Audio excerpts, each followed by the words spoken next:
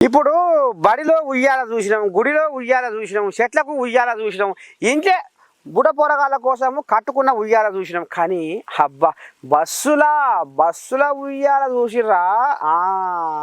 జోరాలి పాడాలి ఈ జోల పాటతో పాపాయి ఆ పాలిని గోల పాపాయి అని పాడబడుతుంది ఓ తల్లి బస్సుల ఉయ్యాల కట్టి ఓ బిల్లకు. ఇక చూడు,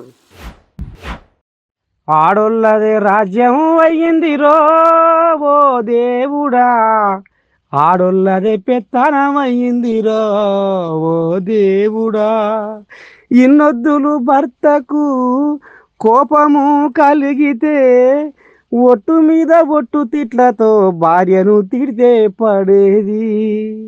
ఇప్పుడట్లా లేదేమురో ఓ దేవుడా, ఎంత కాడికొచ్చే సంసారము,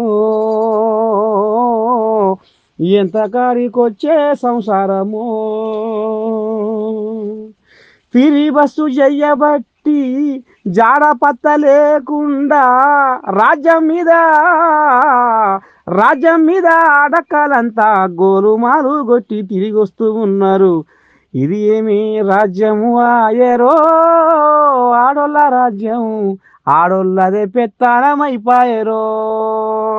ఇన్నొదులు భర్త తిడితే భార్య అటబడి కూసునేది, ఇడుపు కూసునేది, బువ్వ తినక అరిగి కూసునేది. కానీ ఇప్పుడు భార్య భర్తల మధ్య పంచాయతీ వస్తే ఏహే నువ్వేది నీ లెక్కేదిరా అని ఇగో బుడ్డ పొరగాల సంఖను ఎక్కించుకొని బస్సు ఎక్కి మా పోతారు అమ్మగారి ఇంటికి. ఇక చూస్తుర్రా, ఫ్రీ బస్సు పుణ్యమా అని ఆఖరికి వస్తారు కల్లా ఇగో బస్సులా మంచిగా తమాషగా చీరతోటి ఉయ్యాల కట్టి జో అచ్యుతానంద జో జో ముకుందా